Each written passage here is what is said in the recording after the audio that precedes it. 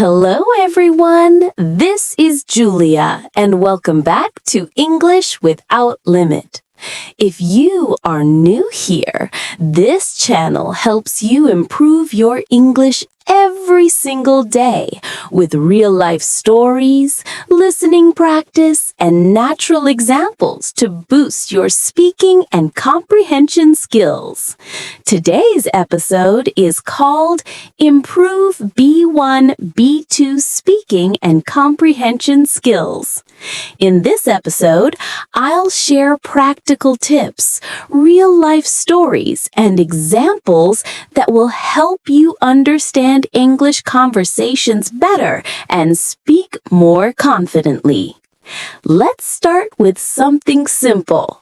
When I was learning French a few years ago, I struggled to understand people when they spoke fast. I could read and write well, but when I heard native speakers, I froze. The same happens to many English learners. You might know many words, but when people speak quickly, your mind needs time to catch up. That's why today I'll show you how to train your brain to understand English naturally. One of the best ways to improve comprehension is to listen actively. Active listening means focusing on the meaning, not every word. For example, I remember talking to my friend Daniel, who moved from Spain to Canada. When he first arrived, he tried to translate every single word in his head. He got tired after a few minutes and gave up. Later, he learned to listen for key words and guess the rest from context. Within months, his understanding improved dramatically. Here's a small exercise you can try. When you listen to something in English, maybe a short story or a podcast, don't stop every time you don't understand a word. Instead, keep going and try to get the main idea.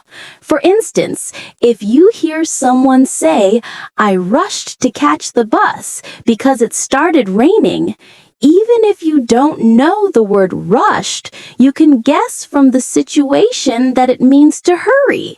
That's how your brain learns naturally. Now, let's talk about speaking. Many learners understand English well, but hesitate when they try to speak. One common reason is overthinking grammar. My student Emma used to plan her entire sentence in her head before saying anything. She spoke perfectly, but very slowly. I told her to focus on fluency first and accuracy later. Within a few weeks, she became much more confident. Mistakes are part of learning. Every time you make one, you're getting better. Another powerful tip is shadowing. Shadowing means listening to a short piece of audio and repeating it immediately, copying the pronunciation and rhythm.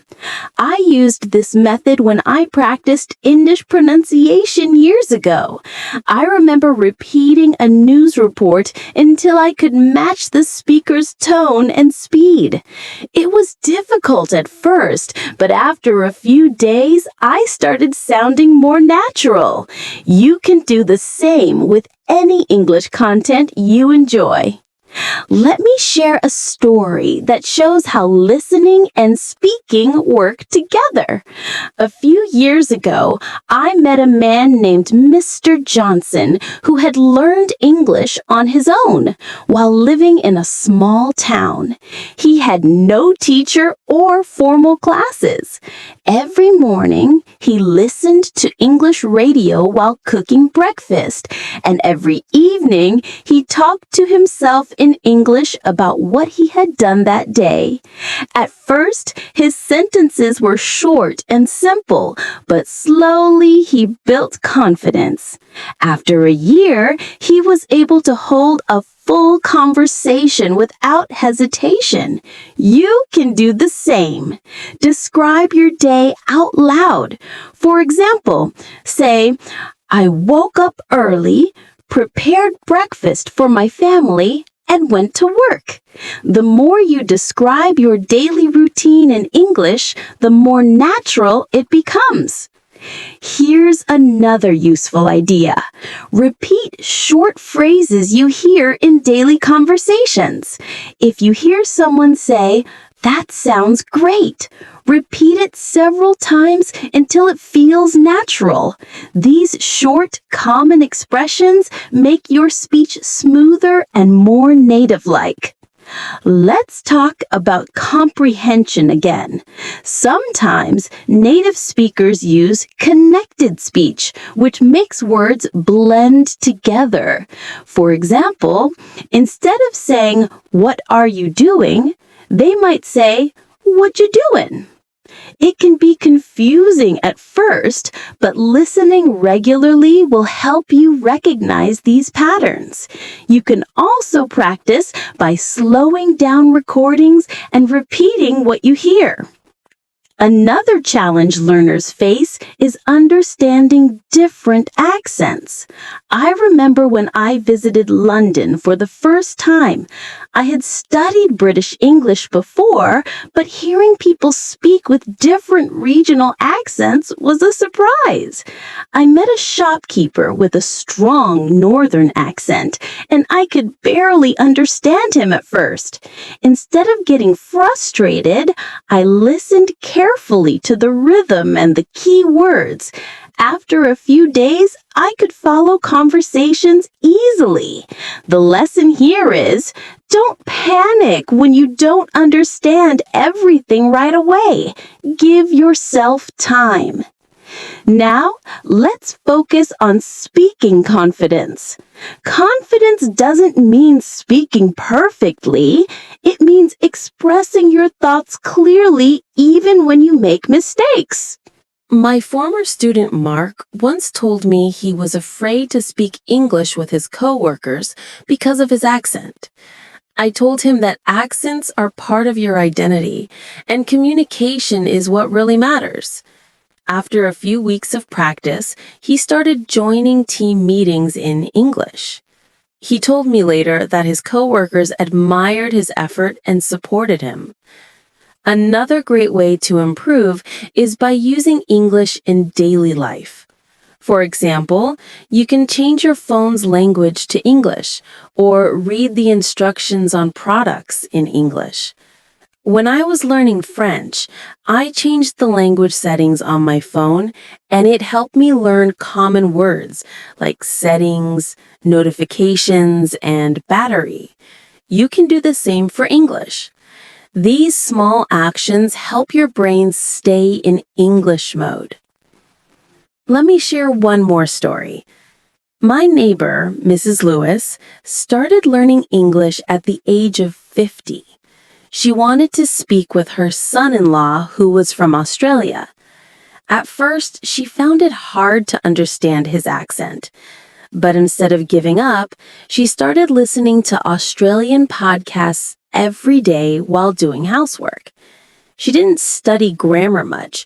She just listened and repeated sentences she liked. After 6 months, she could have a full conversation with her family in English. It was one of the happiest moments of her life.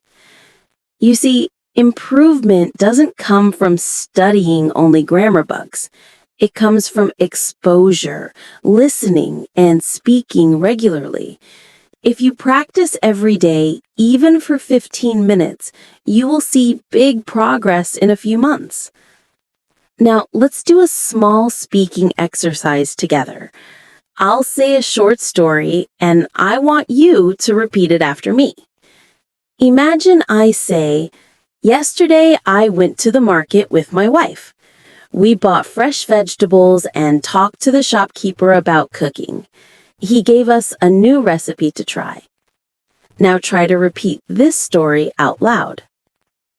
When you do this kind of exercise daily, you not only practice pronunciation, but also improve your memory and fluency.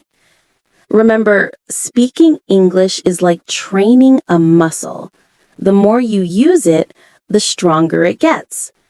Don't wait for the perfect moment or perfect grammar. Just start now. Listening, speaking, and comprehension are connected. When you listen actively, your speaking improves naturally because you start thinking in English. The key is to surround yourself with English. Listen to short stories, talk about your day, repeat what you hear, and practice with patience. When you want to improve your English listening and speaking skills, the most powerful habit is daily exposure. The more English you hear, the more familiar your brain becomes with the rhythm, the sound, and the structure of the language. Imagine it like tuning your ear. At first, everything may sound fast or confusing. But after listening regularly, you begin to recognize patterns, phrases, and even the emotions behind words. One time, I had a student named Sophia who worked in customer service. She needed to speak English every day with international clients, but she often froze during calls. She told me she could understand written English easily, but listening was difficult. I advised her to listen to English podcasts for at least 15 minutes every morning. After 3 weeks, she noticed that she could understand faster and respond more naturally during calls. What made the difference was not studying harder, but listening regularly and without pressure. Another student, Jason, had the opposite problem. He could understand English movies and podcasts very well, but he couldn't express his ideas clearly. He said, "I know what I want to say, but I can't find the right words fast enough." I told him to start using English in simple ways every day. For example, instead of thinking in his native language, he could describe what he was doing in English. When cooking, he would say, "I'm chopping onions," or "I'm boiling water." After a few weeks, his speaking speed improved because he was practicing with real actions and real words. That is the secret of improvement. You need to bring English into your everyday life. It's not about studying for hours. It's about using English naturally. When you speak to yourself, listen to English, or read a short text out loud, your brain connects words, sounds, and meanings together. That's how fluency grows. Let's focus now on pronunciation and rhythm. Many learners think pronunciation means only learning sounds, but it's also about how words connect. Native speakers often join words together in natural speech. For example, instead of saying, "I am going to," they might say, "I'm gonna." Understanding these connections helps you follow conversations better. When I was living in Singapore, I had a colleague named Mr. Ahmed. He spoke English fluently, but his sentences sounded very formal because he always separated each word. I encouraged him to listen to natural conversations and repeat them with the same rhythm. After a few weeks, his speech sounded much smoother. He didn't change his accent, but his tone became more natural and his confidence grew. Confidence in speaking is something you can build slowly. Start with short sentences. If you make a mistake, correct yourself gently and keep going. Every native speaker made mistakes when they were children, and language learners go through the same process. I remember when I first learned Japanese. I once used the wrong word for teacher and everyone laughed kindly. Instead of feeling embarrassed, I used that moment to remember the correct term. Mistakes teach you faster than perfection ever could. One more thing that really helps is practicing with real emotions. When you speak, don't just say the words, say them with feeling. For example, when you say, "I'm happy," show it in your voice. When you say, "I was tired," slow down a little and sound relaxed. This makes your English sound more alive and natural.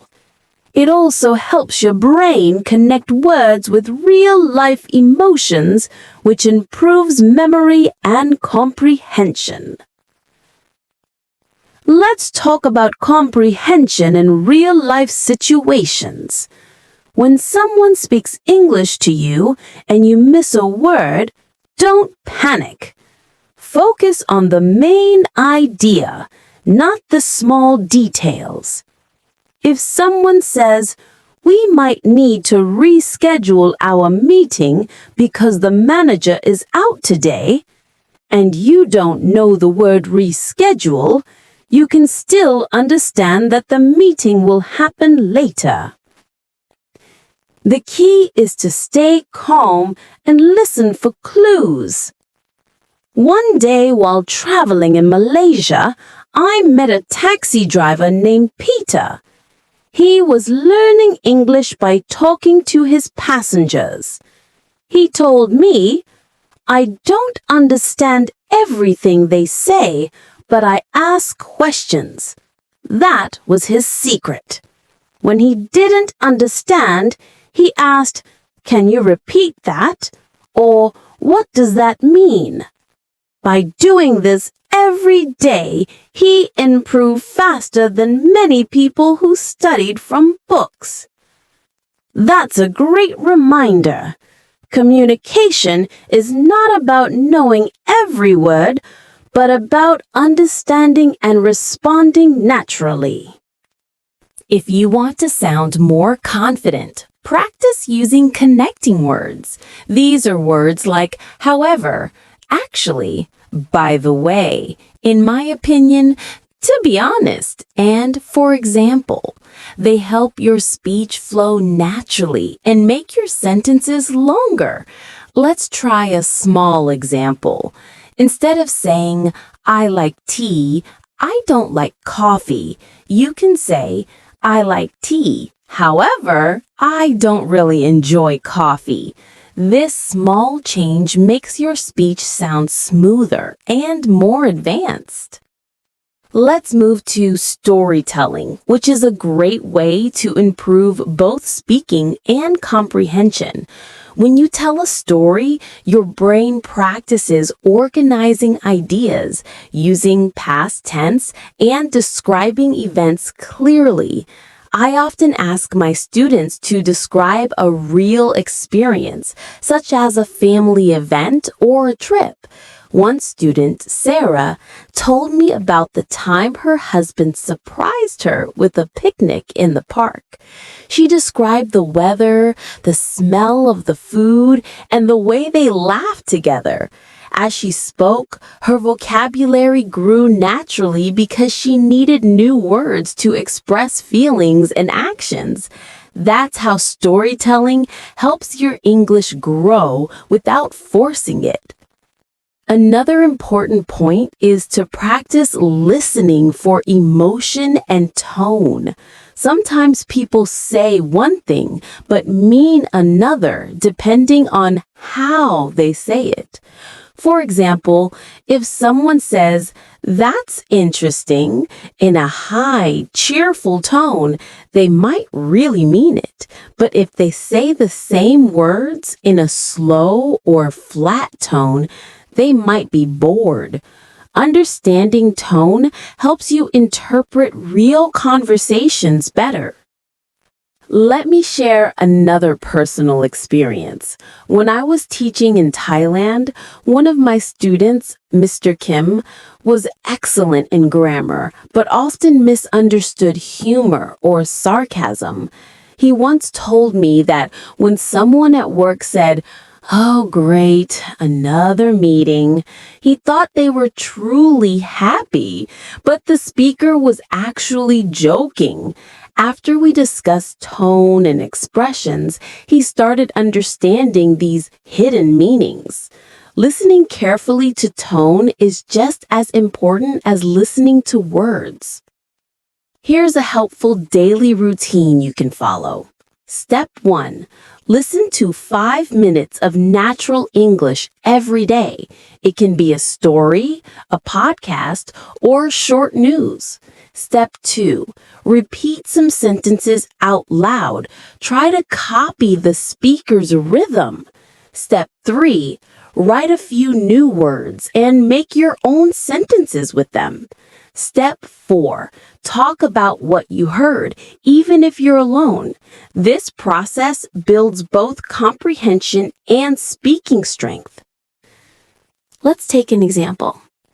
Suppose you listen to a story about a farmer named David who wakes up early, takes care of his animals, and enjoys working outdoors. After listening, you can repeat, David wakes up early. He takes care of his animals.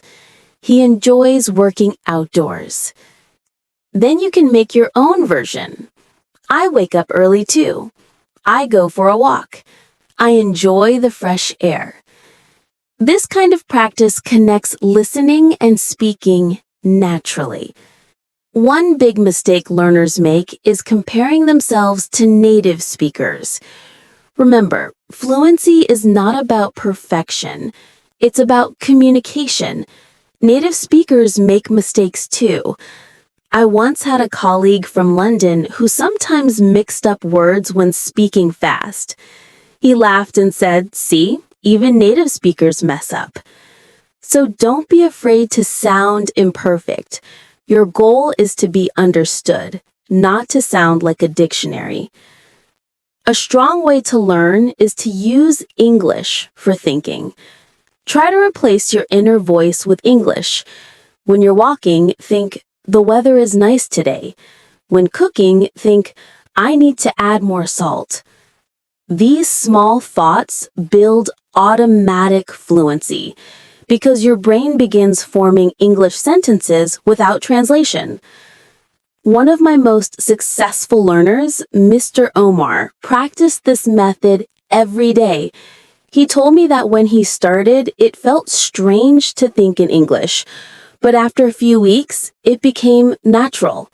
Now when he speaks, his sentences flow without pauses. That's the result of training your mind to stay in English. Let's discuss listening to real conversations. Try not to choose content that's too difficult or too easy. If you understand everything, it's too simple. If you understand nothing, it's too hard. The perfect level is when you understand about 70%. That way, your brain stays active but not frustrated. You can also use subtitles at first, but later try without them.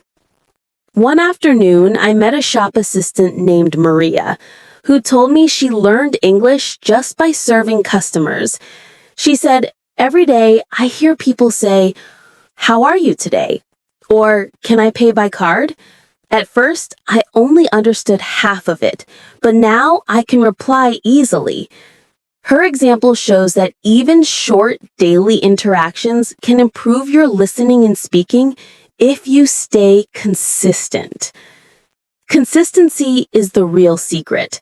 5 minutes every day is better than 1 hour once a week. When you practice daily, English becomes part of your lifestyle. Just like brushing your teeth, learning English can become automatic. You don't need to wait for motivation. Habit will take care of it. I once met a retired man named Mr. Clark who started learning English after moving to Canada. Every morning, he listened to short English news stories while drinking coffee. In the evening, he repeated what he learned to his wife. After 6 months, his pronunciation and comprehension improved a lot. His secret was not talent, but consistency. If you ever feel tired or stuck, remember why you started learning English. Maybe you want a better job, to travel easily, or to speak with people from other countries. Keeping your goal clear gives you energy. Learning English is a journey, not a race. Every day you practice, you move one step forward. When you hear new words, try to connect them with images or stories. For example, if you learn the word generous, imagine someone sharing food or helping others. This method helps you remember faster. I still remember how I learned the word patience. My teacher once said, "Patience is waiting without complaining." That short sentence stayed in my mind for years because it had meaning. Language learning is not only about words. It's about understanding life through a new language. When you improve your comprehension, you also start to see the world differently. When you practice English every day, you start noticing small changes that build up over time. At first, you might understand only simple sentences, but soon your brain begins to connect words faster. You start recognizing phrases, tone, and rhythm without thinking about them. That is how real comprehension works. It grows naturally through regular contact with the language. Let me tell you about one of my students named Lily. She worked in a small office where most people spoke her native language, but her manager was from the United States. Whenever the manager gave instructions, Lily understood the main idea, but missed a few important details. This made her nervous. Instead of giving up, she decided to listen to English for 10 minutes before bed each night. She listened to simple podcasts and repeated short parts out loud. After 1 month, she told me that she could finally understand her manager's tone and instructions clearly. She said, "Now I don't panic when he speaks fast. My brain just catches the meaning." That's the power of listening training. You don't need long hours. You just need consistency. 10 or 15 minutes a day can make a big difference if you focus on meaning and context. Another helpful activity is describing pictures or situations aloud.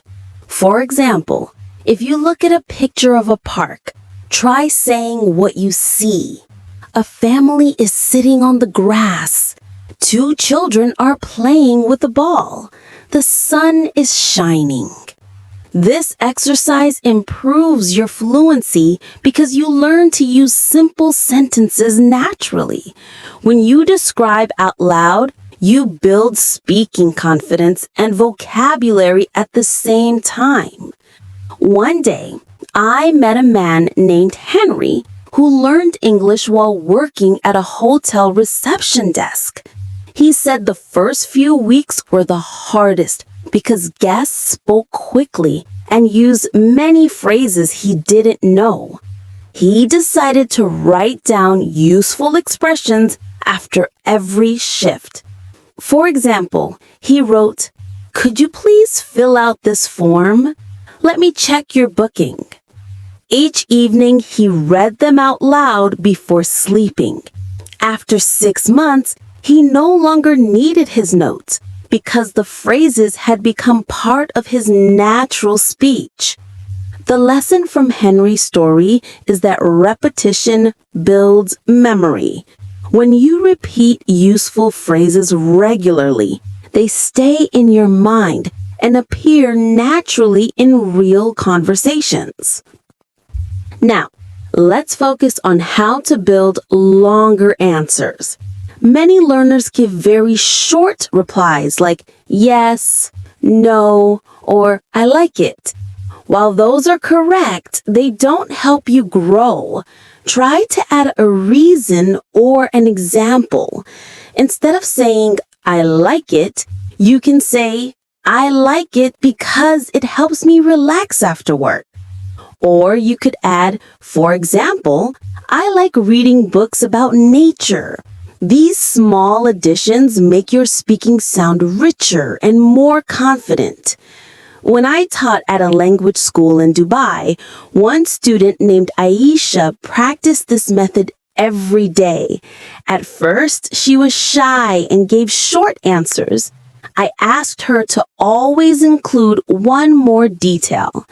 After a few weeks, her sentences became much more complete. She once said, I like cooking because it brings my family together. When I cook, we talk and share stories. That small change made her sound fluent and expressive. Let's talk about vocabulary in real situations. You don't need to memorize long lists of words. Instead, learn words in context. For example, if you learn the word deliver, connect it with phrases like deliver a package, deliver food, or deliver a message. This helps you remember how the word is used naturally. I once met a delivery worker named Ethan who practiced English with his customers. When he delivered a package, he would say simple sentences like, here is your order, or please sign here. Over time, he started asking polite questions like, how has your day been? Or would you like me to leave it at the door? His English improved faster than people who only studied grammar because he practiced real-life communication. Real-life practice always gives you stronger progress. Grammar is important, but natural interaction teaches you how the language sounds in daily life. You begin to feel the structure instead of memorizing it. Another useful method for comprehension is summarizing what you hear.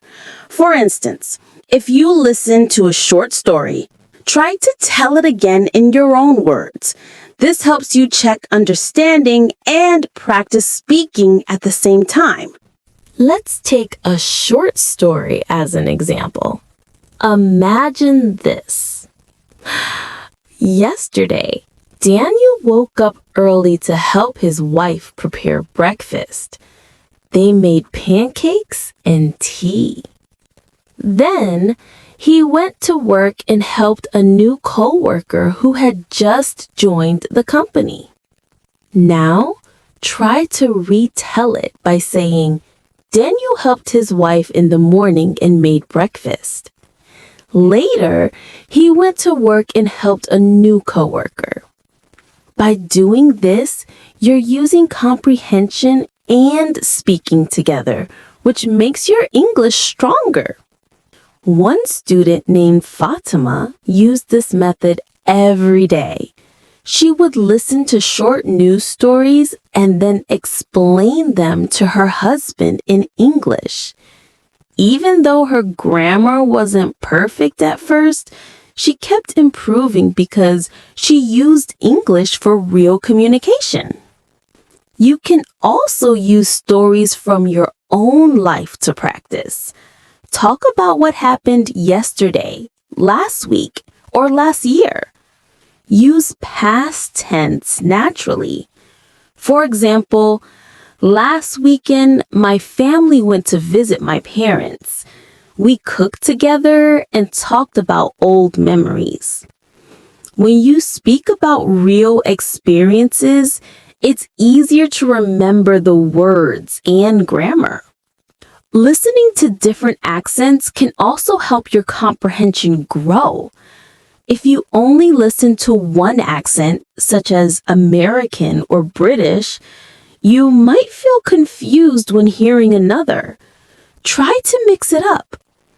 Listen to English speakers from various countries, such as Canada, South Africa, or India. Each accent teaches you new rhythms and pronunciations, which makes your listening skills stronger. Once I had a student from Turkey named Hassan, who only listened to American English. When he met an Australian client for the first time, he said he couldn't understand anything at all. I suggested he spend 10 minutes a day listening to other accents. After 2 months, he could easily follow different speakers. He said, "At first it sounded strange, but now I can catch the meaning quickly." That's what exposure does. It trains your ear to adapt. Another point is to pay attention to linking words during listening. Phrases like "as a result," "even though," "in fact," and "on the other hand" help you understand how ideas connect. If you hear "on the other hand," it means the speaker will show a contrast.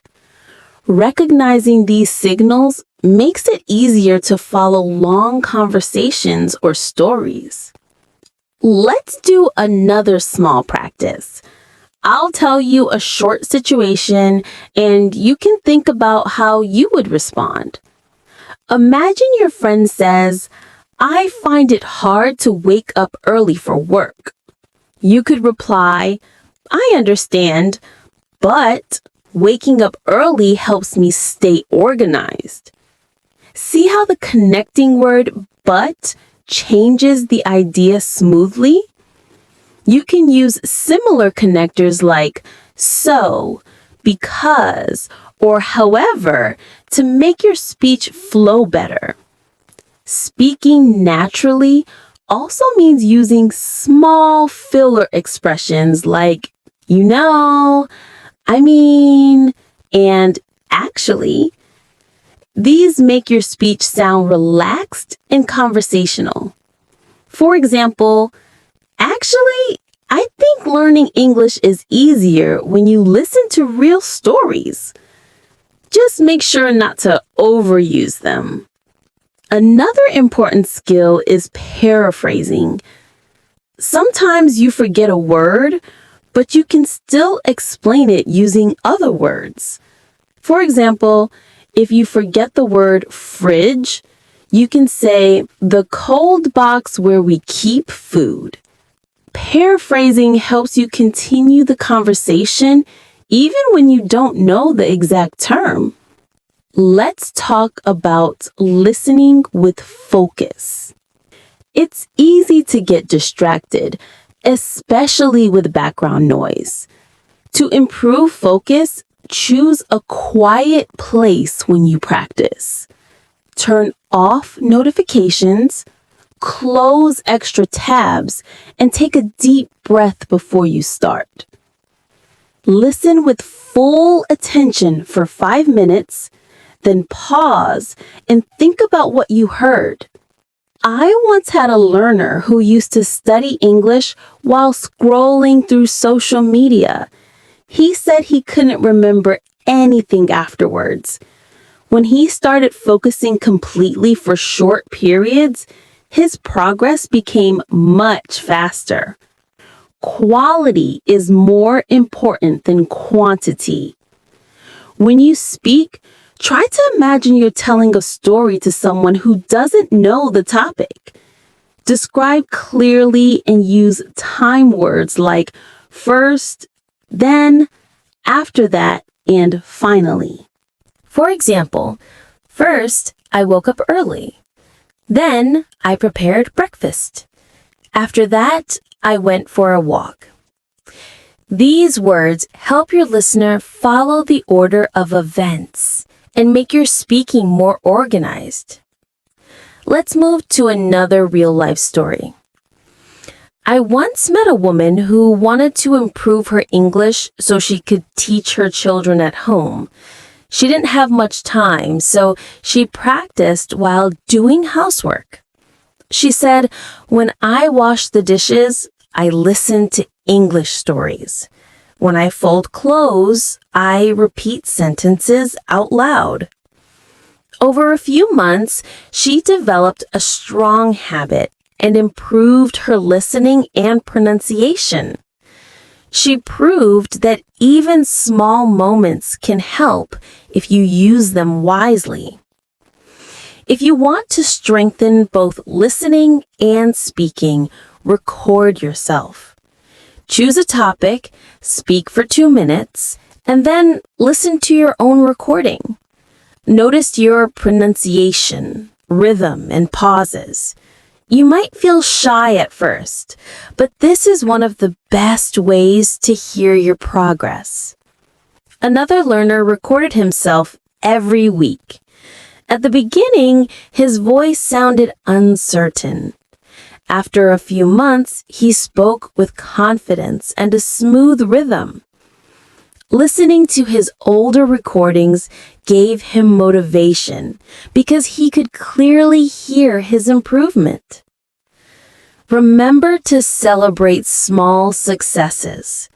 Every new word, every correct sentence, and every clear understanding is progress.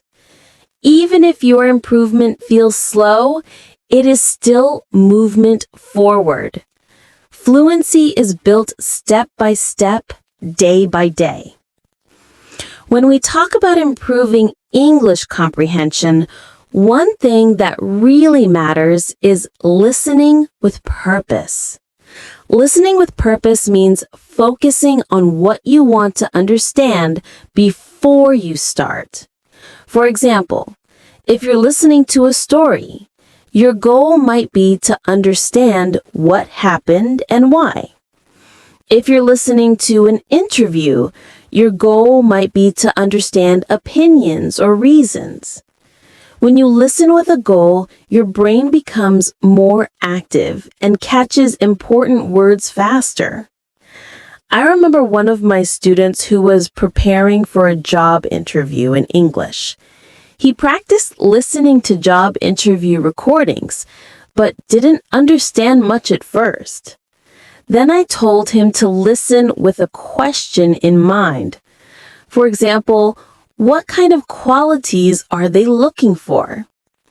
He started focusing only on the parts that answered his question. Suddenly, his comprehension improved a lot. He said, "It's like my ears started finding the right information automatically." This is how focused listening works. It trains your brain to search for meaning instead of trying to catch every single word. Another simple but powerful habit is listening multiple times. Many English learners listen once and move on, but repetition is key. When you listen to the same audio 2 or 3 times, you understand more each time. The first time, you get the main idea. The second time, you catch the details. The third time, you start hearing pronunciation, tone, and grammar patterns. This process builds a strong listening foundation. Let me share an example. I once listened to a short story about a man who opened a small bakery in his town. The first time, I only understood that he opened a bakery. The second time, I noticed he started with no money but borrowed from a friend. The third time, I noticed how the storyteller used words like eventually, meanwhile, and finally to organize the story. That's when I understood not just the meaning, but also the rhythm of natural speech. Many English learners make the mistake of stopping every time they don't understand a word. That breaks your focus. Instead, keep listening and guess the meaning from the situation. For example, if you hear, "She was exhausted after working all day." Even if you don't know the word exhausted, you can guess it means very tired. Context always helps you discover meaning naturally. Another strategy that helps both listening and speaking is imitation. Imitation means copying the pronunciation, tone, and speed of native speakers. This helps your mouth get used to English sounds. One of my learners practiced by listening to short clips from English news. He would pause after every sentence and repeat exactly what he heard. After 2 months, his pronunciation and speaking rhythm became much clearer. He told me, "Now I sound more confident because I know how English really feels when I speak it."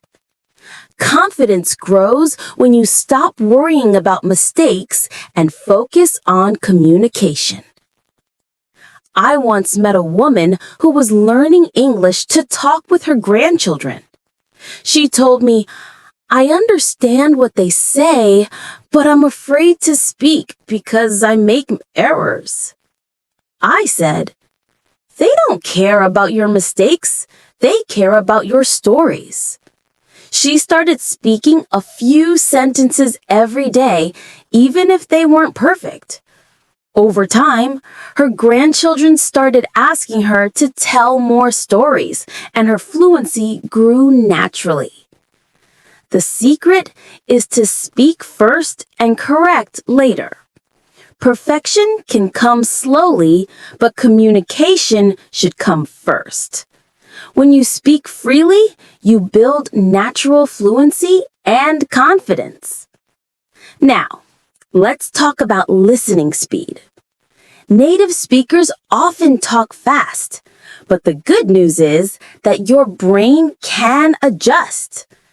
Think of it like exercise. At first, it feels too fast, but if you keep practicing, you begin to understand even quick conversations. Try this. Listen to a short audio at normal speed. Then, slow it down to 0.8 speed, understand it clearly, and finally, go back to normal speed. Your brain learns faster this way because it gets used to both slow and natural speeds. When I was learning Spanish, I did the same exercise every morning. At first, native speakers sounded like they were talking at double speed.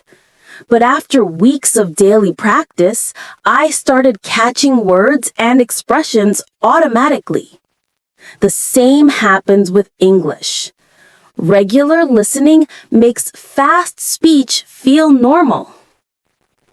Now, let's shift to speaking again.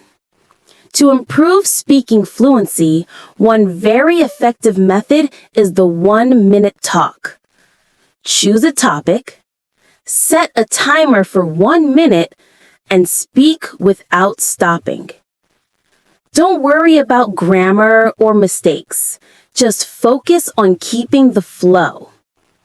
You can talk about anything: your day, your goals, your job, or something that made you happy. One of my students used this method every day. At first, he could speak only for 20 seconds before pausing. But after a few weeks, he could speak easily for 2 minutes without hesitation. His mind started thinking in English because he practiced pushing himself to speak continuously. Let's try a small example together. Imagine you choose the topic, "My favorite day." You can say, "My favorite day is Friday because it's the end of the week. I finish work early and spend time with my family. We usually cook together, share stories, and relax. It helps me feel ready for next week." See how simple and natural it sounds? Practicing like this trains your speaking muscles. Another powerful exercise is to repeat questions and answer them in different ways. For example, if the question is, what do you like about your city? You can answer, I like my city because it's peaceful. Then give another answer. I like it because people are friendly. And another. I like it because it has good food. This repetition helps you build flexibility and think in English quickly. Many learners ask me, how can I remember words easily? The best answer is to use them in sentences. If you learn a new word like achievement, don't just memorize it. Say, my biggest achievement this year was learning English. Using words in personal sentences helps them stay in your memory much longer. He didn't just write words, he wrote full sentences with them. For example, next to the word confident, he wrote, I feel confident when I speak English slowly and clearly. Every evening, he read the notebook out loud. After 3 months, he could use all those words in conversation without hesitation. Now, let's talk about improving comprehension through prediction. Prediction means guessing what might come next in a sentence or story. When you listen actively, you start to expect the next idea. For example, if someone says, I didn't have breakfast today because your brain naturally expects something like, I woke up late or I wasn't hungry. This prediction process helps you stay engaged and understand better. I once worked with a learner who said that when people spoke English quickly, her mind went blank. I taught her to make small guesses while listening. For example, when she heard, we were driving to the beach and suddenly, she would quickly imagine what might happen next. That tiny prediction kept her mind active. She told me later, now I stay focused instead of getting lost. Listening to English in emotional situations also improves memory. Our brains remember feelings more than plain information. So when you hear a story about happiness, surprise, or kindness, you remember the vocabulary better. For example, one of my favorite stories to use in class is about a man who lost his wallet and got it back from a kind stranger. Students always remember words like honest, return, and grateful because they are connected with emotions. You can create your own emotional connections too. When you learn a new phrase, imagine a real moment in your life that fits it. If you learn the phrase, I was proud of myself, think of a time you achieved something, like finishing a project or helping someone. These emotional links make English part of your real experience. Speaking of emotions, using expressions of feeling makes your speaking more natural. Phrases like, I was surprised, I felt relieved, I was excited, or it made me smile show emotion clearly. For example, instead of saying, it was good, you can say, it made me feel happy because I worked hard for it. These emotional expressions make your stories more alive and real. Now, let's look at a story that brings everything together. A few years ago, I met a man who worked as a carpenter. He didn't have access to English schools, but he wanted to communicate with international customers. Every day while working, he listened to English podcasts and repeated sentences he heard. He practiced describing what he was doing, saying things like, I'm cutting wood, I'm measuring the table, I'm fixing the chair. Slowly, his pronunciation became smoother, and when a customer visited from another country, he was able to explain his work in English clearly. The customer was impressed and gave him more projects. He told me later, English changed my job but also my confidence. His story shows how powerful small daily habits can be. You don't need a classroom or a perfect environment. You just need to use English a little every day in real ways. Another important point I want to share is about listening and writing together. When you listen to an English story or talk, try writing short notes about what you hear. Don't write every word, just key points. This helps you remember and focus better. After listening, read your notes and say them out loud in your own words. This method combines listening, writing, and speaking practice all at once. One of the most effective ways to improve both listening and speaking is to turn ordinary daily routines into learning opportunities. For example, when you make tea or coffee, you can narrate your actions aloud. I am boiling water. I am adding tea leaves. I am pouring the tea into the cup. This might seem simple, but it trains your brain to form sentences automatically. Over time, these small exercises become habits and your English begins to feel natural. I once met a man who worked from home. Every morning while preparing breakfast, he would describe everything in English. At first, he laughed at himself, but after 2 months, he noticed a big difference. He told me, even when I talk to colleagues online, I no longer pause or search for words. My brain just finds them. This example shows how consistent practice in everyday activities builds speaking confidence gradually. Another technique that works very well is storytelling about your day. When you recount your experiences, you naturally use past tense, sequencing words, and connectors. For instance, you could say, "This morning I woke up early. Then I went for a short walk. After that, I prepared breakfast and called my friend to discuss our plans for the weekend."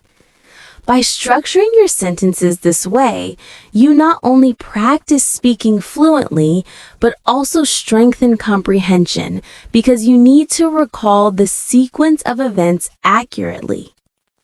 A learner I once worked with used this approach every evening.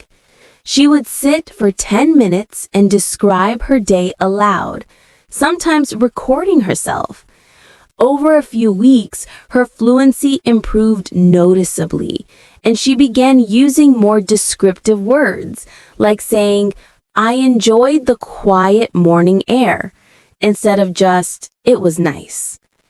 This shows how combining personal stories with descriptive language strengthens both vocabulary and sentence structure. Listening actively also means paying attention to details that give context. For example, if you hear the sentence, "He left early because he had an important meeting," you can infer not only that he left early, but also that the meeting was significant. This skill of understanding implied meaning is essential at B1, B2, and C1 levels because it helps you follow conversations where not every word is spelled out. I remember a situation with a friend who works in finance. He initially struggled to follow client meetings because people often spoke indirectly. He started practicing by listening to business podcasts and trying to predict the speaker's next point.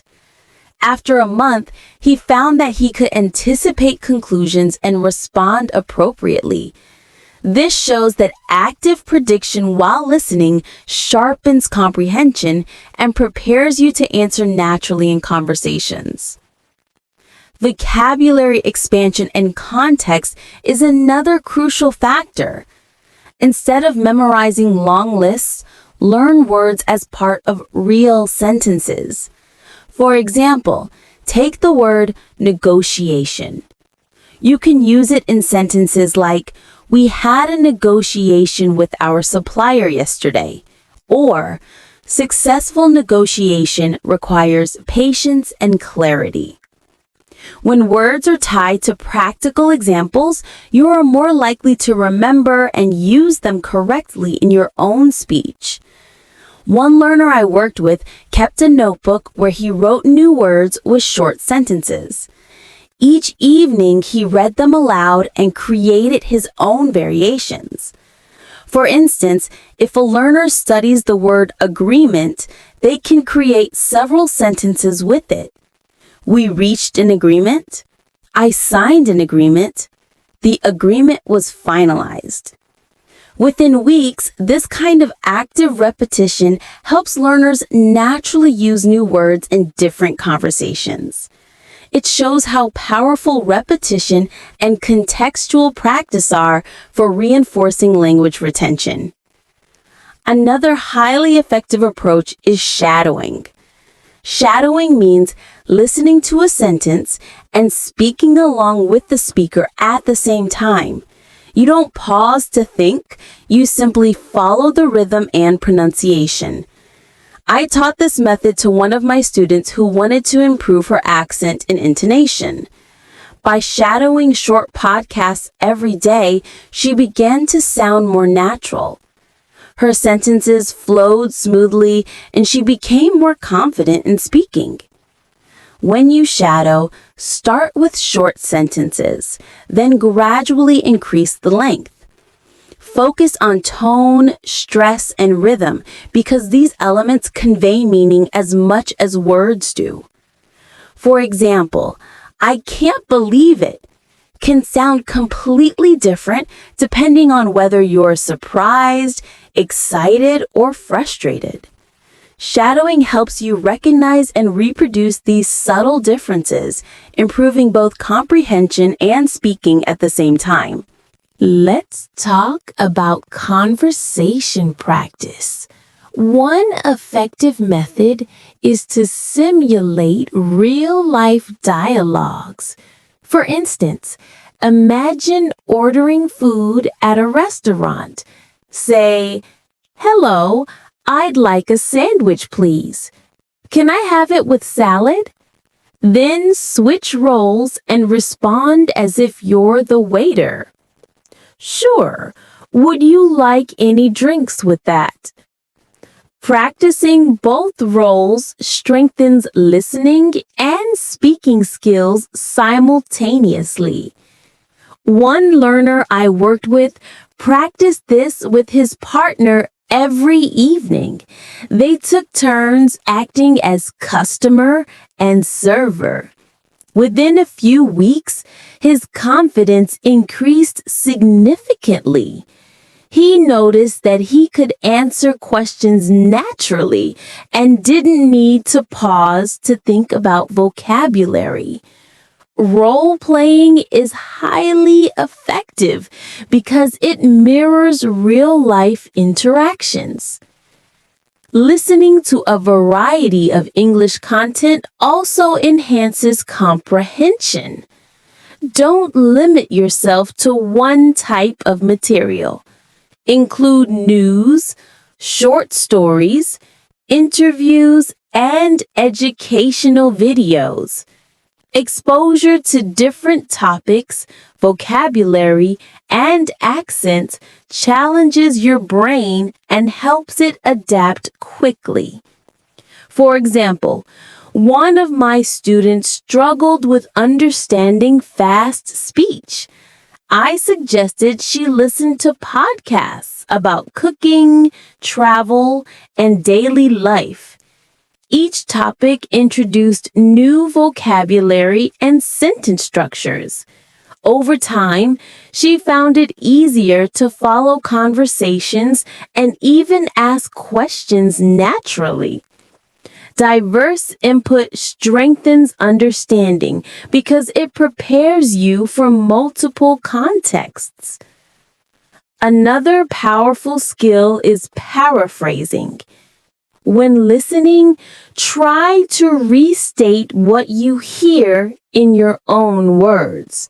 For example, if you hear, "The company will launch a new product next month," you can say, "They plan to release a new item soon." Paraphrasing checks your understanding and improves your speaking because it trains you to express ideas in different ways. One learner I coached practiced this daily by listening to short news clips and explaining them aloud. By restating the information regularly, he became comfortable using alternative expressions, boosting both comprehension and fluency. Now let's discuss note-taking while listening. You don't need to write every word. Just focus on key ideas and phrases. After listening, use your notes to summarize the story or conversation aloud. For example, if you hear, Maria went to the market, bought vegetables, and met her neighbor, your notes might look like Maria, market, vegetables, neighbor. Then say aloud, Maria went to the market, bought vegetables, and met her neighbor. This method helps you process information actively and strengthens recall. When it comes to time management, it's often better to practice a little every day rather than a lot once in a while. 10 to 20 minutes daily of listening and speaking practice can produce better results than an hour once a week. Your brain learns faster when practice is frequent and structured. One learner I guided struggled with irregular practice. He would listen for an hour, then stop for several days. Progress was slow. When he switched to just 15 minutes daily, his improvement became steady and noticeable within a month. Consistency always beats intensity. Another key step is reflection after listening. Ask yourself questions like, what did I understand? What words were new? Can I use them in a sentence? Reflection turns passive listening into active learning. One of my students listened to a short story each day, then wrote 3 questions about it and answered them in English. This simple method sharpened her comprehension and made her vocabulary more practical. Within weeks, she felt much more confident in real conversations. Listening with emotion also improves memory and engagement. Imagine you hear, John was thrilled when he received the news about his promotion. The word thrilled stays in your mind because it's tied to emotion. When you connect words with feelings, your recall improves naturally. One of my learners practiced this by listening to emotional stories about families and daily life. He would imagine the emotions vividly while listening and then retell the story. His vocabulary retention and fluency improved dramatically. Emotion makes language meaningful, and that's why storytelling is such a powerful learning tool. You can also combine shadowing with emotion. When repeating a sentence, mimic not just the words, but the feeling behind them. For example, I can't wait to see you can sound excited or full of anticipation. Matching tone and emotion enhances natural speech and comprehension. Another effective habit is to set micro goals. For example, decide, today I will learn 5 new words and use them in sentences. Small, measurable goals give you a sense of progress and keep you motivated. One student I worked with struggled with consistency, so we set tiny daily targets like learning 3 phrases from a podcast. By the end of each week, She had 15 new phrases ready to use in conversation. She also discovered that listening to authentic conversations helps you learn natural expressions that textbooks rarely teach. Phrases like, "Let me check," "Can you clarify?" or "I didn't catch that." These are the real tools of fluent and natural communication. Practicing these techniques makes your English more practical and natural. One learner I worked with used short recordings from native speakers. He repeated those phrases in role-play situations, pretending to ask questions at a store or give instructions at home. Soon, his responses became smoother and he felt more prepared for real-life conversations. Finally, integrating English into your daily life is essential. Think in English. Speak in English. Notice patterns around you every day. When it becomes a habit, listening and speaking start to feel effortless, almost automatic.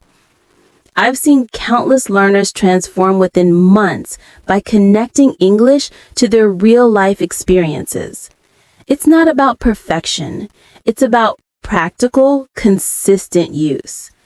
The more you immerse yourself in listening, repetition, storytelling, shadowing, and role-play, the faster your fluency and comprehension will grow. Building strong habits is the foundation of listening and speaking effectively. One of the most powerful habits is active observation. Whenever you're in a public place, a shop, a cafe, or a park, pay attention to what people are saying. Even if you don't understand every word, try to catch the main idea, tone, and emotion behind the speech. This helps your brain develop natural context understanding. I remember one learner who loved jogging in the mornings. He started listening to short English clips while running. He didn't try to understand every single word, just the main story and the emotions behind it. After a few weeks, he realized that he could follow conversations much more easily and with less effort. Movement and listening together keep the brain alert and reinforce learning. Another powerful strategy is storytelling from personal experience. Take a small daily event and expand it using details, emotions, and time expressions. For example, yesterday I helped a friend plant flowers in the garden. First, we prepared the soil, then we chose different flowers. Finally, we watered them and admired our work together. By structuring stories like this, you train yourself to speak naturally and coherently. One learner began doing this every evening. At first, his stories were simple, but after a few weeks, he added more description and emotion. He said, "Now I tell my stories with confidence, and I can understand other stories better too." Storytelling connects grammar, vocabulary, and ideas into one smooth flow. Listening comprehension can also improve when you predict what comes next. Prediction keeps your brain engaged and helps you catch meaning even if you miss a few words. For example, if someone says, "I was late to the meeting because," you might instantly guess because of traffic or because I woke up late. This simple skill reduces confusion and strengthens understanding. One learner practiced prediction while listening to podcasts. He told me, "It feels like my brain starts filling in the blanks automatically. Listening feels less stressful now." Prediction trains your comprehension for real-life conversations, where speech is fast and continuous. Role play is another great way to practice both comprehension and speaking. For instance, imagine booking a hotel room. Say, "Hello, I'd like to reserve a room for 2 nights." Then switch roles. "Sure, would you like a single or double room?" Practicing both parts helps you think in English and respond without hesitation. A learner who practiced roleplay with her partner every evening noticed huge progress in just 3 weeks. She became more confident answering questions in real-life situations. Role-playing builds confidence and prepares you for genuine communication. Listening to different accents is also essential for comprehension. Hearing varied pronunciation helps your ear adapt and reduces confusion in real conversations. Try listening to speakers from the US, the UK, Australia, or India. Each accent has its own rhythm and tone, which strengthens your listening skills. I once worked with a learner who only listened to British English. When he met an American colleague, he could barely understand him. But after a few weeks of listening to a mix of accents, he could follow both easily.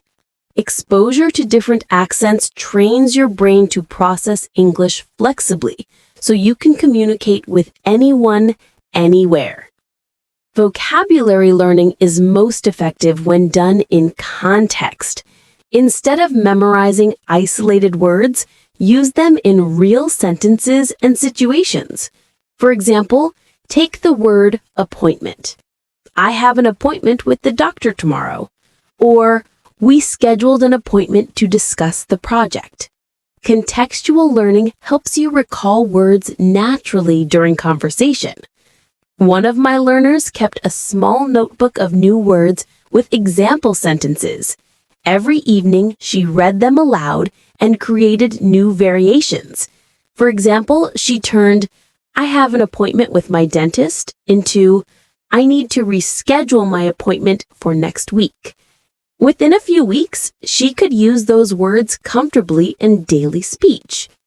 Shadowing is another highly effective method. Listen to a sentence and immediately repeat it, copying the rhythm, stress, and intonation.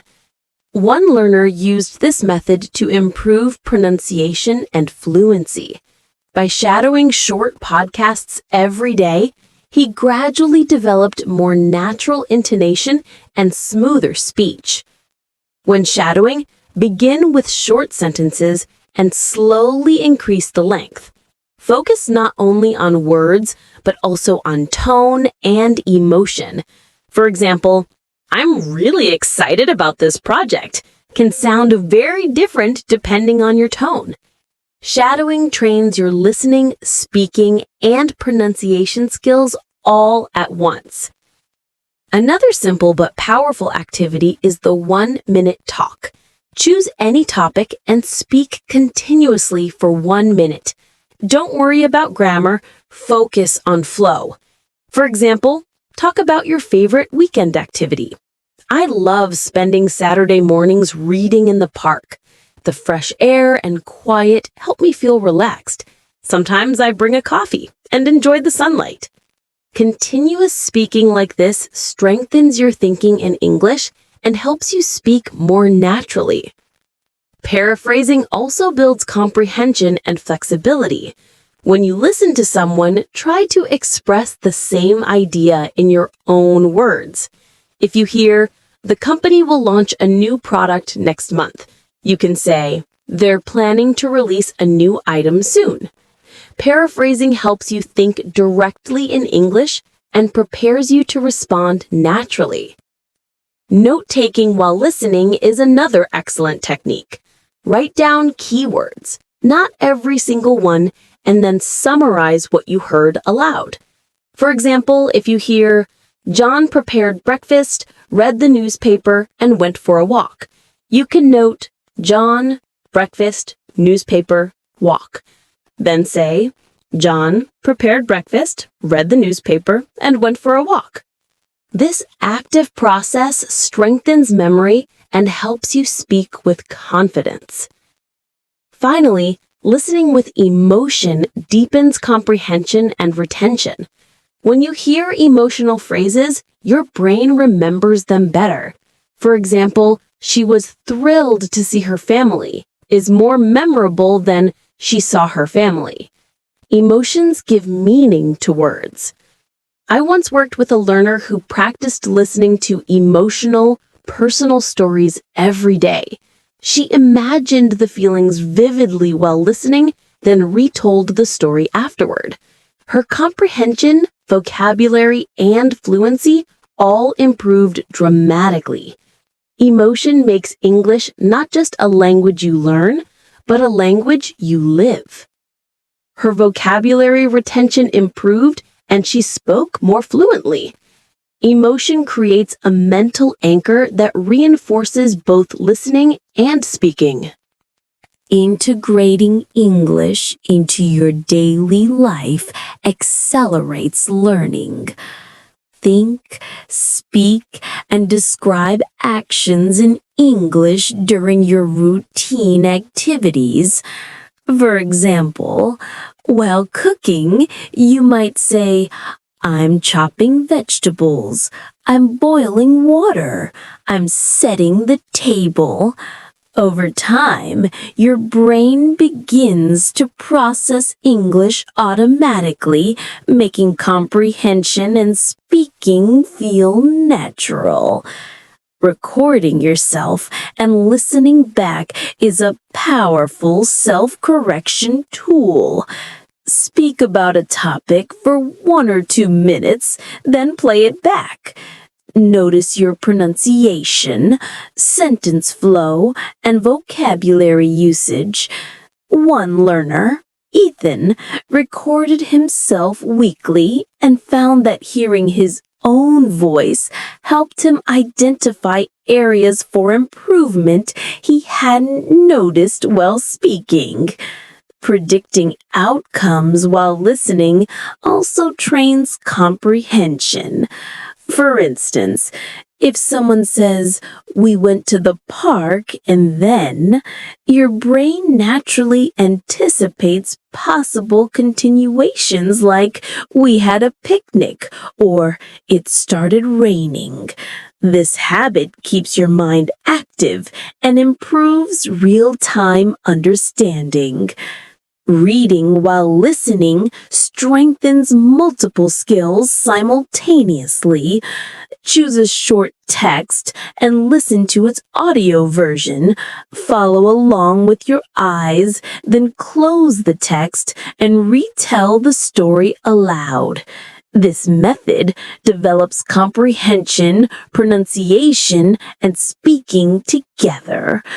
A learner named Olivia followed this method and noticed that her listening and speaking became much smoother after just a few weeks.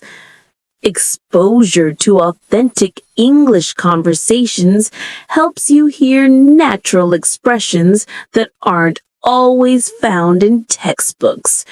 Phrases like, let me check, I didn't catch that last part, or could you repeat that, are essential for smooth communication. Practicing these in context prepares you for real-life interactions. Another effective approach is combining listening, speaking, and writing in short practice sessions. For instance, listen to a short story, take key notes, retell it aloud, and then write a brief summary. This activates different parts of your brain and reinforces memory, vocabulary, and sentence structure all at once. Consistent short sessions are more effective than irregular long ones. 10 to 20 minutes of focused practice daily ensures steady improvement. Quality and focus matter more than duration. One learner, Leo, improved significantly when he switched from one long weekly session to consistent short daily practice. Using English to describe your surroundings is another excellent real-life exercise. While walking, you might say, the sky is clear today. The trees are green. People are walking their dogs in the park. This trains your brain to think in English without translation, making both speaking and listening more natural. Emotionally connecting with language makes learning more memorable. When describing or listening to experiences with emotion, words stick more deeply. For example, I felt proud when I completed my project leaves a stronger impression than simply saying, I finished my project. Emotional engagement anchors vocabulary and sentence structures in your memory. Incorporating micro goals keeps learning manageable. Set a small goal like, I'll learn and use 5 new words today. Small, measurable targets provide a sense of progress and motivate consistent practice. One learner, Emily, improved rapidly by setting achievable daily goals, which made her practice enjoyable instead of overwhelming. Using short dialogues from real life builds practical fluency. Practice expressions like, can you clarify that? Or, I didn't catch the last part in everyday situations. A learner named Ahmed practiced role-playing these dialogues with his wife, and his responses became natural and confident. Finally, immersion is key. When English becomes part of your daily routine, your comprehension and fluency grow naturally. Whether through listening, speaking, reading, or describing your surroundings, consistent use connects language to real-life experience, the most effective way to develop lasting skills. One morning, I woke up early and decided to take a walk around my neighborhood. As I walked, I narrated everything I saw in English. The sun is rising, birds are chirping, a few people are jogging along the path. Doing this made me realize how easy it is to practice English anywhere, even during simple routines. Observing life and describing it aloud trains both your speaking and listening skills because your brain is constantly forming sentences and processing information. I remember a learner named Michael who practiced in a similar way. He took short walks every day and described what he saw. The shop is opening. A man is buying bread. Children are playing in the park. Within a few weeks, he noticed he could understand English conversations more easily, even when they were fast. His mind had become used to processing everyday situations in English. Another powerful method is combining storytelling with imagination. I often encourage learners to create short stories about ordinary events, but to add extra details to make them vivid. For example, I once shared a story about cooking breakfast. I prepared eggs and toast while my husband brewed coffee. The aroma filled the kitchen. We listened to the morning news and laughed at a funny story about a lost dog. By adding sensory details like smell, sound, and emotion, your English becomes more descriptive and memorable. A learner named Sarah practiced this technique daily. She would recount her mornings in her notebook and then read them aloud. Her sentences became longer, richer, and more natural. She said, I feel like I can express myself more freely, and I can follow native speakers more easily now. Storytelling with imagination builds fluency because it helps you organize thoughts, connect ideas, and use vocabulary in context. Listening to dialogues from daily life is equally valuable. I often guide learners through scenarios like visiting the doctor, shopping, or talking about travel plans. For instance, I once shared a short dialogue about visiting the market. I wanted to buy vegetables. The shopkeeper asked what I needed.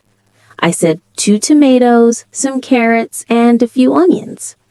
We talked about the prices and I paid him. This simple story provides practical vocabulary and sentence patterns for everyday communication. One learner named Aisha practiced similar dialogues with her husband at home. They acted out shopping situations, asking and answering questions. She later said she could now respond in real-life conversations without hesitation. Role-playing familiar scenarios combines listening, comprehension, and speaking in a natural way.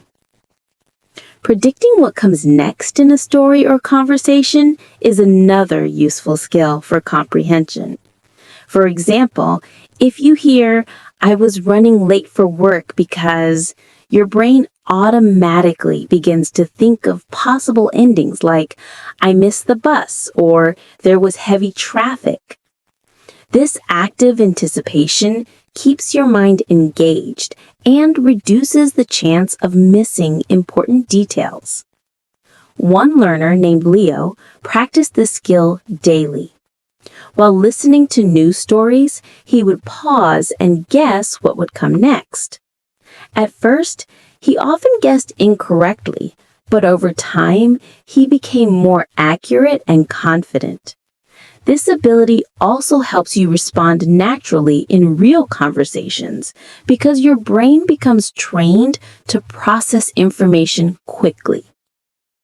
Shadowing continues to be one of the most effective methods for improving pronunciation and fluency. I once shared a story about a learner named Emily who practiced shadowing with a podcast about gardening. She repeated sentences exactly as she heard them, matching tone, stress, and intonation. After a few weeks, she reported that she could speak more smoothly and understand fast speech much better. Shadowing trains both your ears and mouth simultaneously, creating a natural flow in your speech. Another learner, David, combined shadowing with roleplay.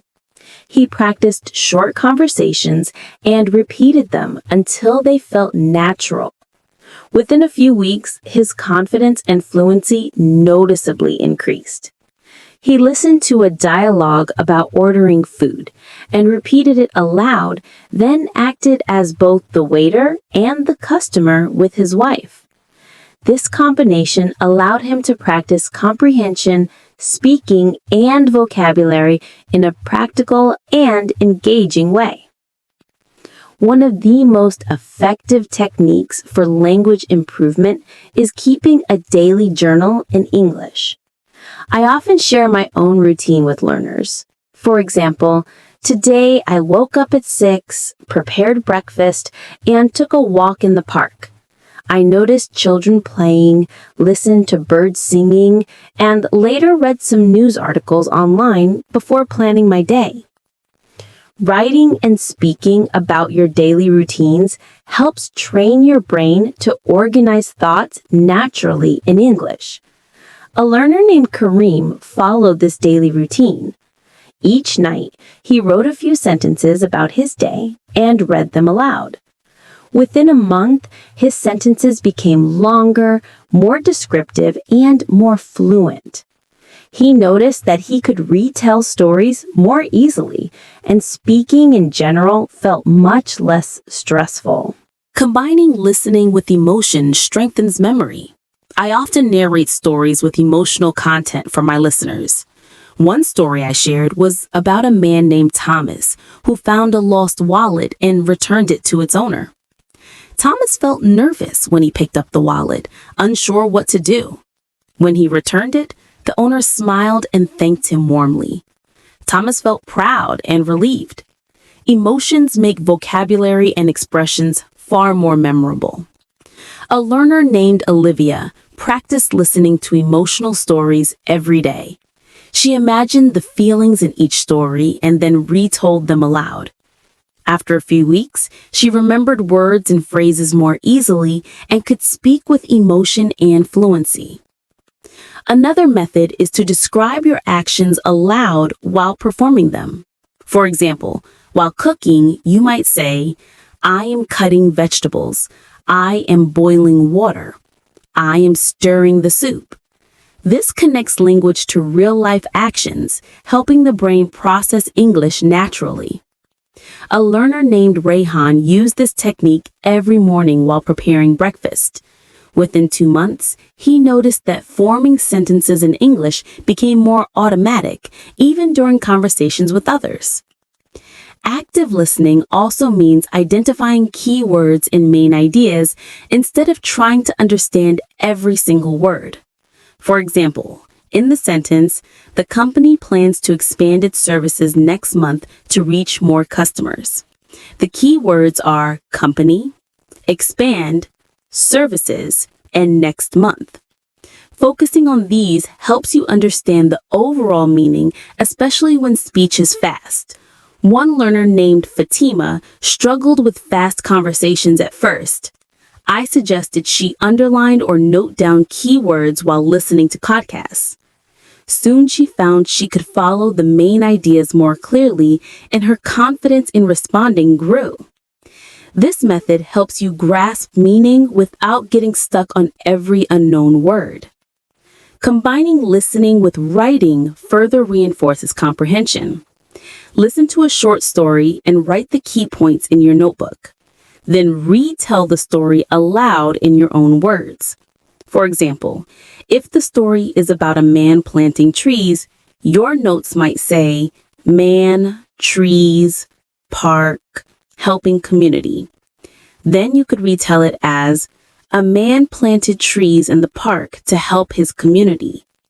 This process strengthens memory, vocabulary, and speaking skills together.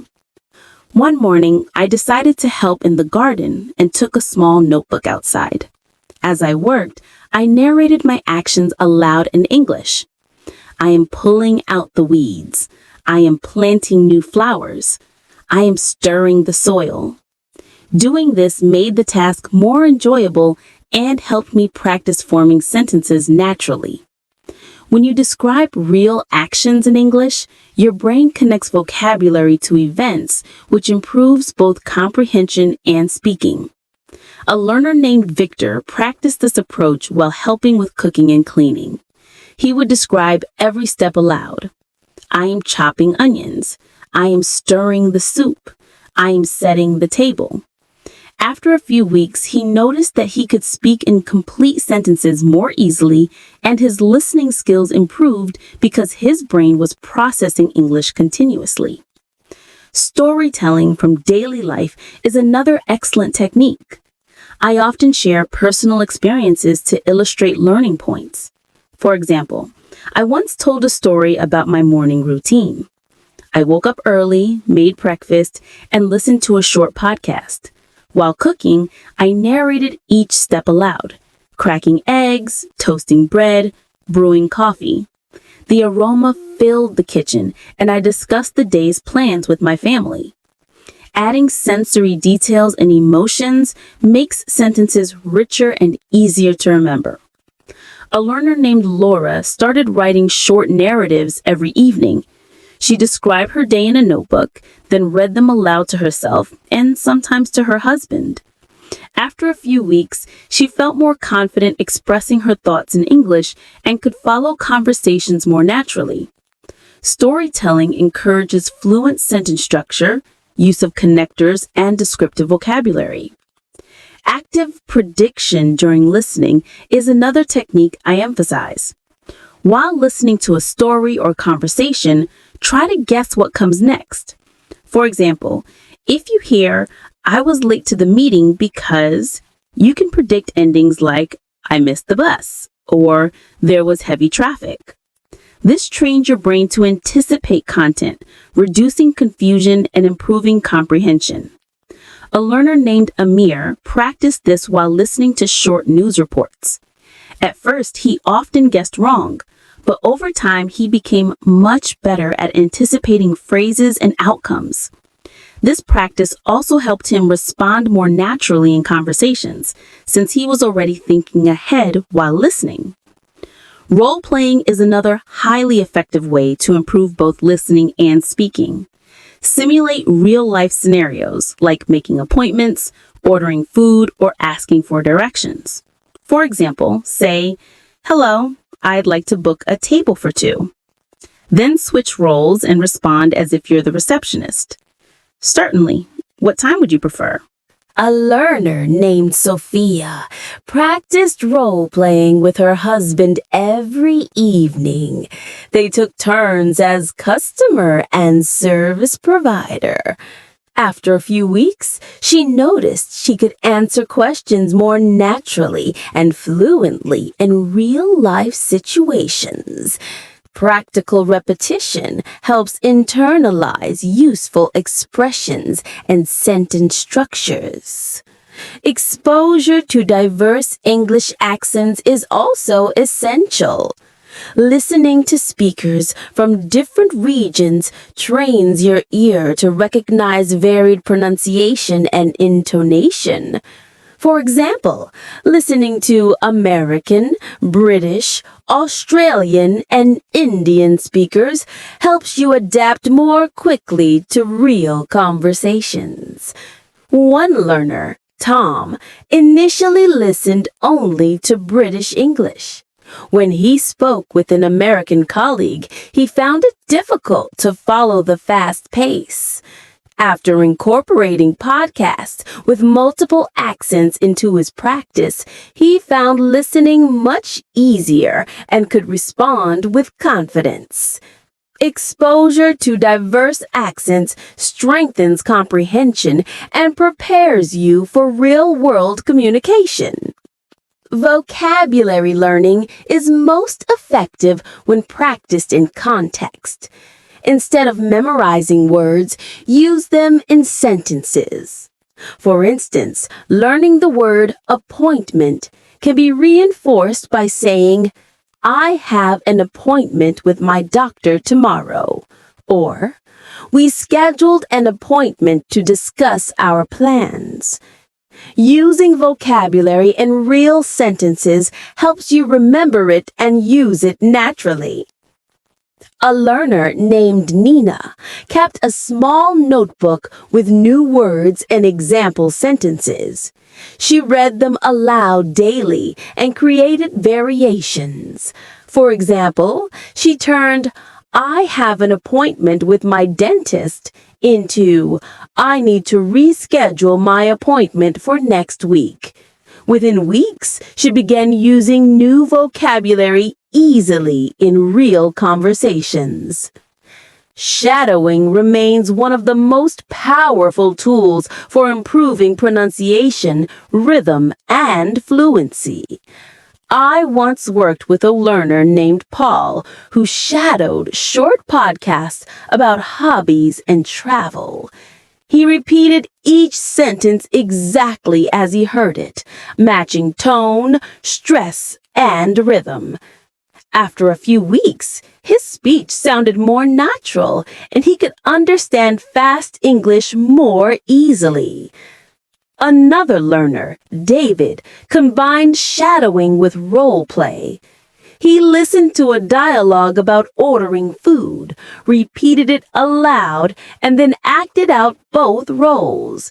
This method allowed him to practice comprehension, vocabulary, pronunciation, and practical communication skills all at once.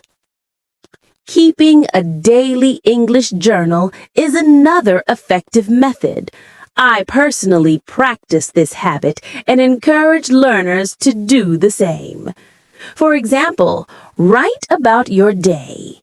"I woke up early, prepared breakfast, and went for a short walk. I observed the park, listened to birds, and read a news article online. Writing and reading aloud trains your brain to form coherent sentences naturally.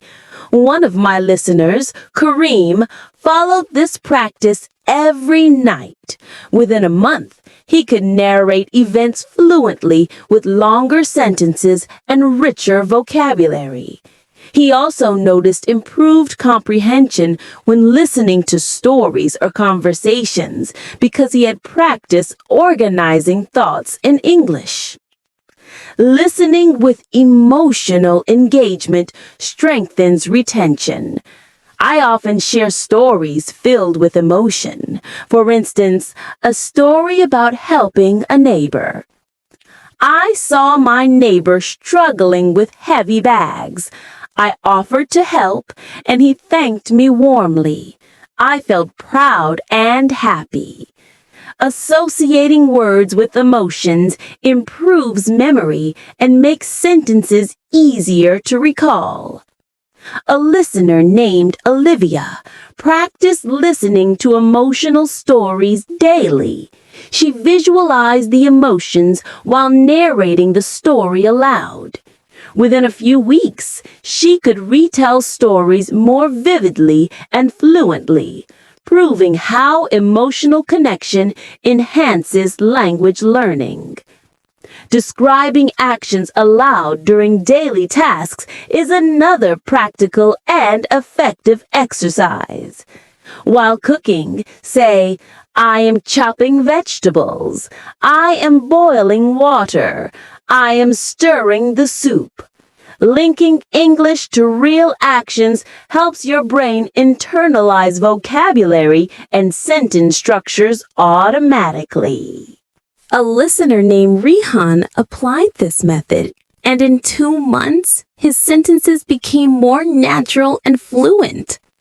Active listening means focusing on key words and main ideas rather than every single word. For example, in the sentence, the company plans to expand its services next month. The key words are company, expand, services, and next month. Prioritizing keywords enhances comprehension, especially during fast speech. Fatima, one of my listeners, practiced this technique while listening to podcasts. She highlighted main ideas and ignored minor details. Over time, she understood the gist of conversations more easily and felt more confident participating in discussions. Combining listening with writing also reinforces understanding. Listen to a story and write down keywords. Then retell the story aloud in your own words. For example, if a story describes a man planting trees, write man, trees, park, community. Then say, a man planted trees in the park to help the community.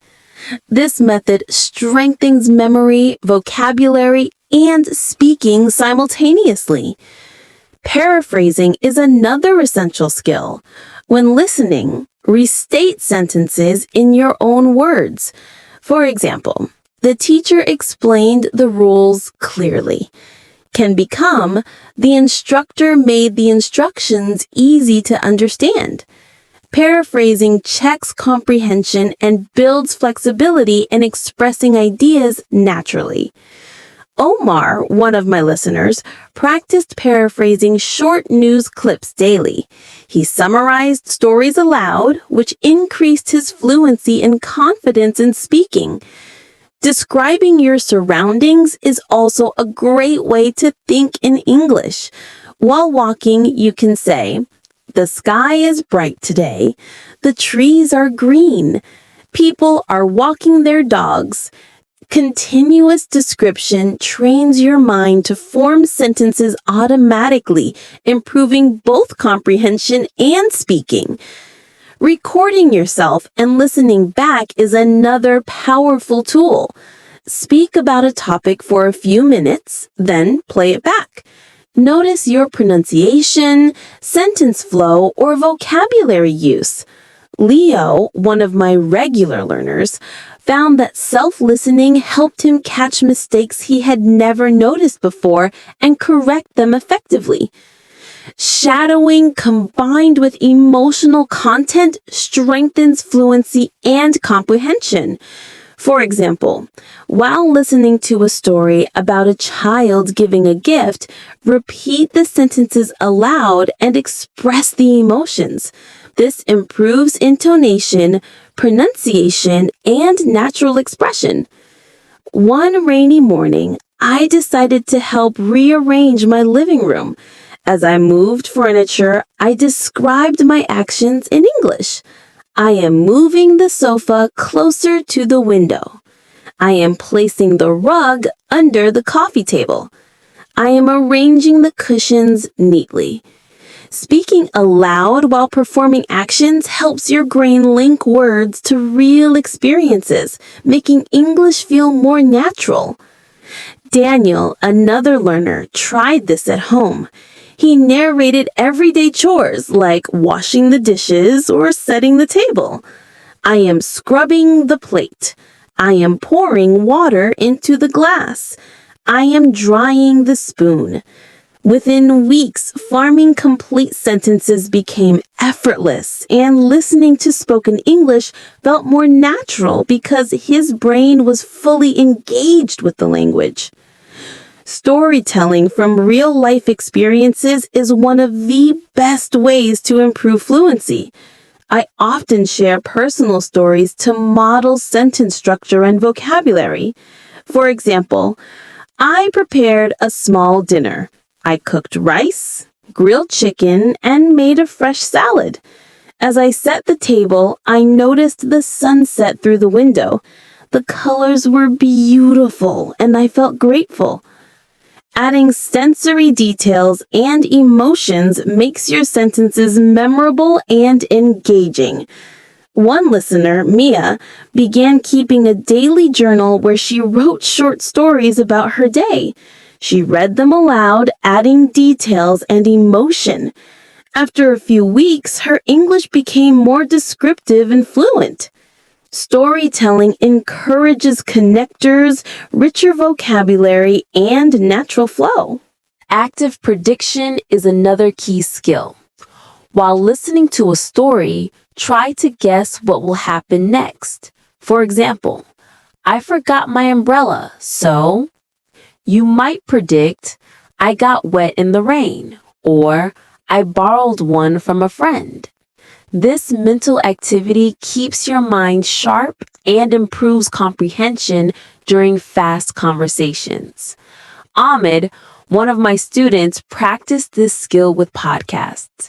At first, he guessed wrong often, but over time, he learned to anticipate the flow of sentences accurately. Role-playing scenarios is another highly effective technique. You can simulate real-life situations such as booking tickets, asking for directions, or making appointments. For instance, hello, I would like to reserve a table for 2 tonight. Certainly. What time would you prefer? Practicing both roles builds comprehension, vocabulary, and confidence. Sophia, one of my listeners, practiced role-playing with her husband. They simulated shopping, restaurant, and travel situations. Within weeks, she could respond naturally in real conversations without hesitation. Exposure to different English accents is also essential. Listening to a variety of accents, American, British, Australian, and Indian, trains your ear to adapt to pronunciation, rhythm, and tone differences. Tom, another learner, used to listen only to British English. When he met an American colleague, he struggled at first. But after including more diverse accents in his practice, his comprehension and confidence improved dramatically.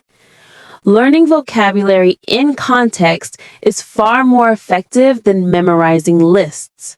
For instance, learning the word appointment becomes easier with examples like, I have an appointment with my doctor tomorrow, or we scheduled an appointment to discuss our plans.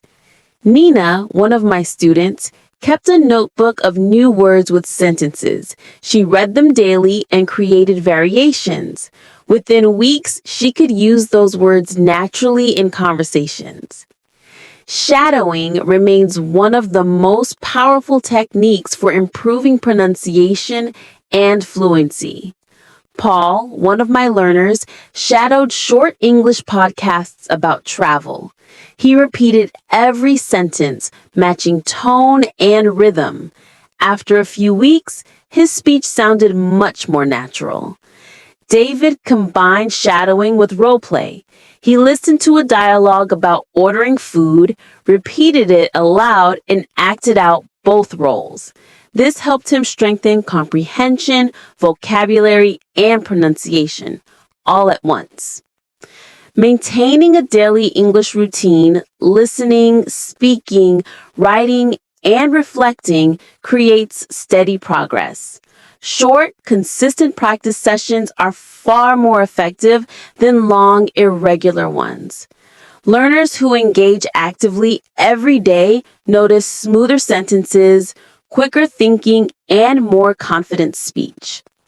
Engage with English in real context. Listen, speak, predict, retell, and record yourself regularly. That's how you build natural fluency and true confidence in your English journey.